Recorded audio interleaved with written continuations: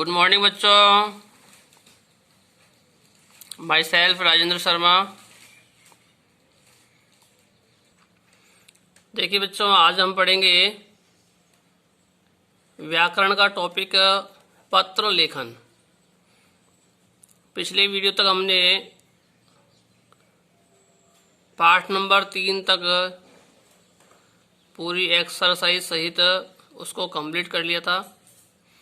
अब आज से हम पत्र लेखन के बारे में पढ़ेंगे। तो आइए हम स्टार्ट करते हैं पत्र के बारे में जानना। सबसे पहले देखते हैं, यहाँ निर्देश दिए गए हैं। इन निर्देशों को हमको याद रखना है। देखिए, सबसे पहला निर्देश दिया गया है, संस्कृत में प्रार्थना पत्र के प्रारंभ में सेवायाम लिखें। जो कि आपको पता ही है कि सबसे ऊपर सेवायाम लिखा जाता है। ठीक है, तो सबसे पहले क्या आएगा? सेवायाम, सबसे ऊपर। ठीक है, इसके बाद देखिए, पत्र संक्षेप में होना चाहिए, वह सरल भाषा में होना चाहिए। दूसरा इसका निर्देश दिया गया इसमें कि पत्र जो है संक्षेप यानी शॉर्ट में होना चाहिए और सरल भाषा में होना चाहिए।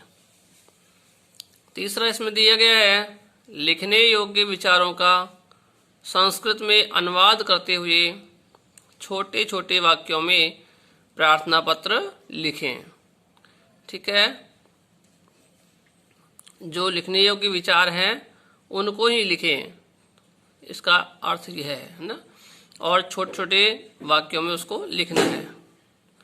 इसका निर्देश नंबर 4 है, प्रार्थना पत्र के अंत में भवताम भवतीनाम आज्ञानुवर्ती आज्ञाकारिणी शिष्या लिख करके अपना नाम और कक्षा लिखें। तो इनका भी ध्यान रखना चाहिए। सबसे लास्ट में इनको लिखना है, भवताम भवतीनाम आज्ञानुवर्ती आज्ञाकारिणी शिष्य या शिष्या। ठीक है, देखो, यदि पुल्लिंग है तो शिष्य लिखेंगे और यदि स्त्रीलिंग है तो शिष्या। देखिए बच्चों, भवताम शब्द पुल्लिंग वाला है, तो यहाँ भवताम आज्ञानुवर्ती शिष्य इस प्रकार से होगा। और भवती नाम जो है स्त्रीलिंग वाला शब्द है, तो भवती नाम आज्ञाकारिणी शिष्या, इस प्रकार से हम स्त्रीलिंग और पुल्लिंग का लिखेंगे। ठीक है, आइए तो अब चलते हैं फर्स्ट प्रार्थना पत्र की ओर, जिसे हम सीखेंगे आज। यहाँ देखेंगे बच्चों, क्वेश्चन लिखा हुआ है रेड कलर में, अधोलिखितान पत्रान मंजूषातः उचित पदानि गृहीत्वा पूरयन्तु। अर्थात इसका अर्थ हुआ, अधोलिखितान यानी नीचे लिखे गए, पत्रान पत्रों को, मंजूषातः मंजूषा में से, उचित पदानि चित्वा गृहीत्वा उचित पदों को चुन करके ग्रहण करके, पूरयन्तु यानी पूरा करें। यानी नीचे जो बॉक्स दिया गया है, मंजूषा दी गई है। यहाँ पर देखिए, ये मंजूषा दी गई है। इस मंजूषा में से हमको छांटना है और ये fill in the blanks complete करने हैं। ठीक है, तो आइए पहले समझ लेते हैं इसको। अवकाशार्थम प्रार्थना पत्रम, यह प्रार्थना पत्र किसके लिए है? तो यह प्रार्थना पत्र अवकाश के लिए है। ठीक है, हमें अवकाश चाहिए। अवकाश चाहिए, इसलिए हमें प्रधानाचार्य जी को एक पत्र लिखना है। तो उसी को हम यहाँ सीखेंगे। देखिए, अब अवकाश भी हम कई प्रकार से ले सकते हैं। एक तो आवश्यक कार्य पर अवकाश हो सकता है। दूसरा अवकाश हम बीमार हो जाएं तब भी हो सकता है। तीसरा अवकाश यदि हमारी सिस्टर या ब्रदर, किसी की शादी विवाह हो तो उस पर भी हम अवकाश ले सकते हैं, या अन्य बहुत से कारण हो सकते हैं अवकाश लेने के। ठीक है, तो जो भी हम कारण बताएं या जिस कारण से भी हम अवकाश लेना चाहते हैं उस कारण को हम प्रार्थना पत्र में स्पष्ट करेंगे। ठीक है, तो देखिए यहाँ पर केवल अवकाश लिया गया है, अवकाश प्रार्थना पत्र है।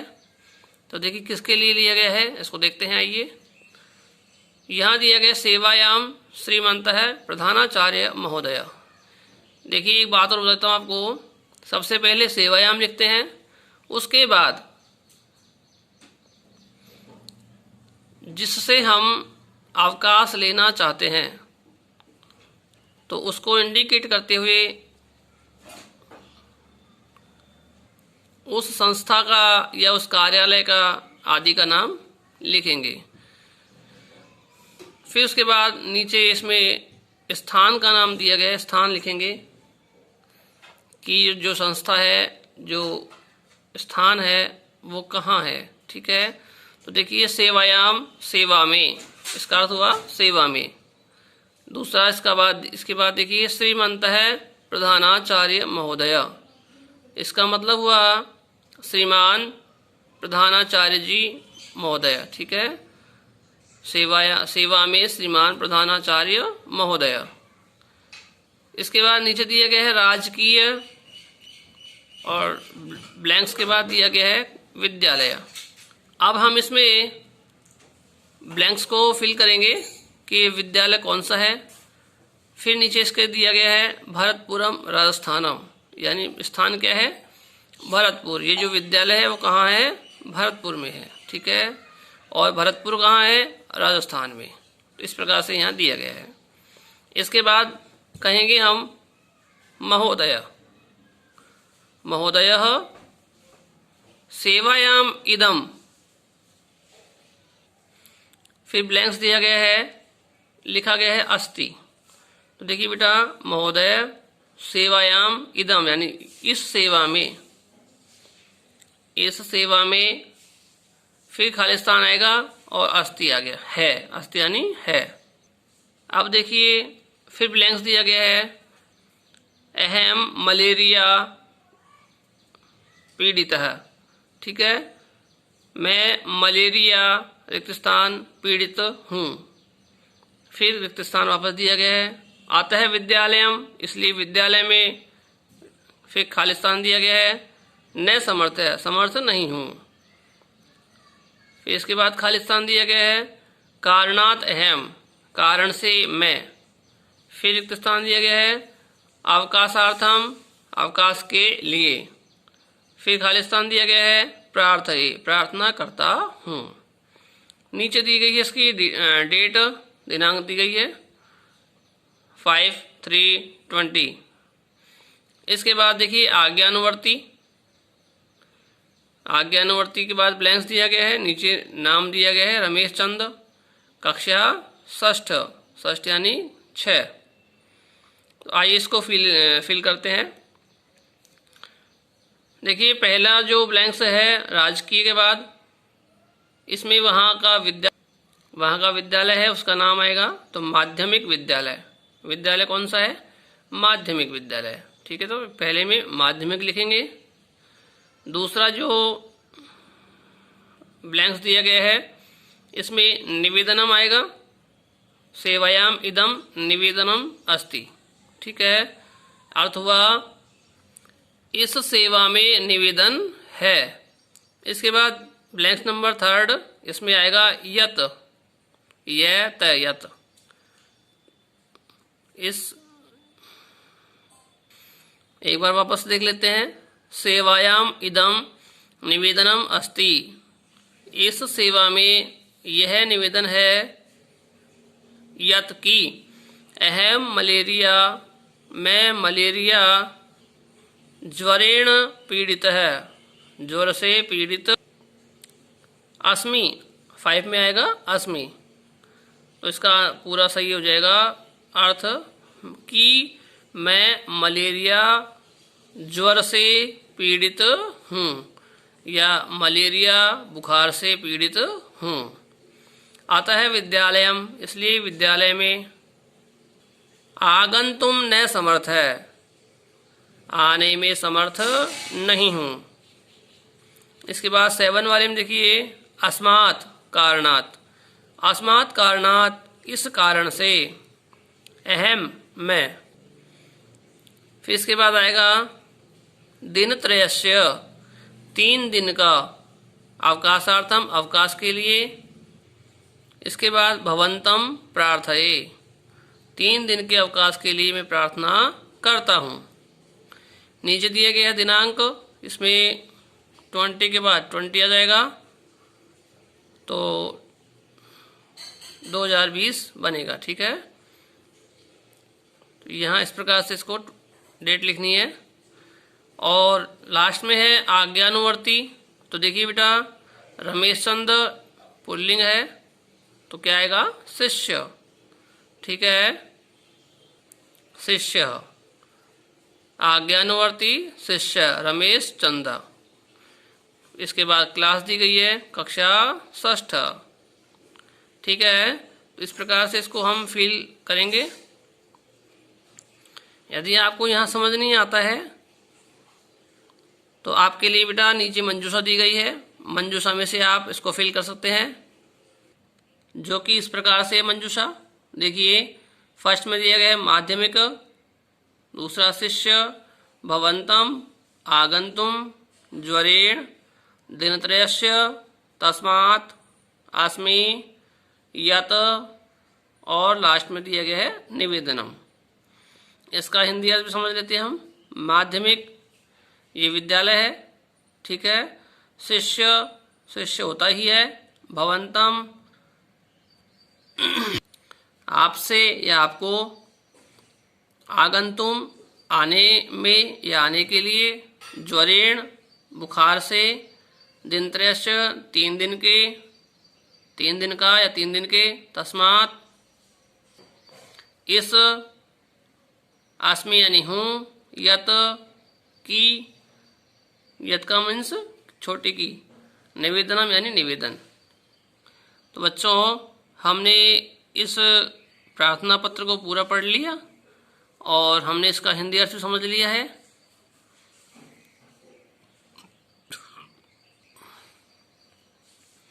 अब देखिए बेटा, इसके ठीक नीचे आंसर भी दिए गए हैं, ठीक है। देखिए यहाँ पर आंसर है, क्रम वाइज आंसर है। तो इन आंसर्स को आप यहाँ से देख सकते हैं। पहले में क्या है, माध्यमिक आएगा, दूसरे में निवेदनम आएगा, तीसरे में यत, चौथे में ज्वरेण,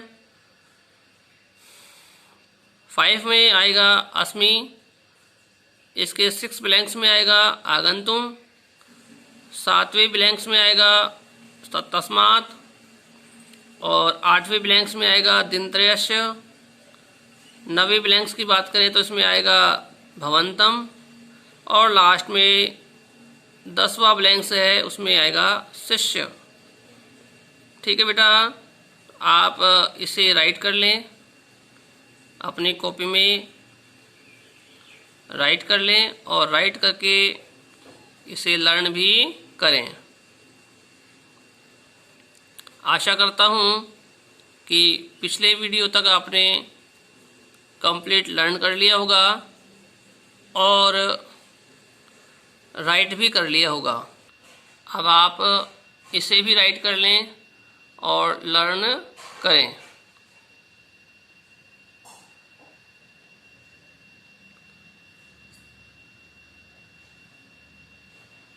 नेक्स्ट वीडियो में बेटा मैं आपको नेक्स्ट प्रार्थना पत्र पढ़ाऊँगा।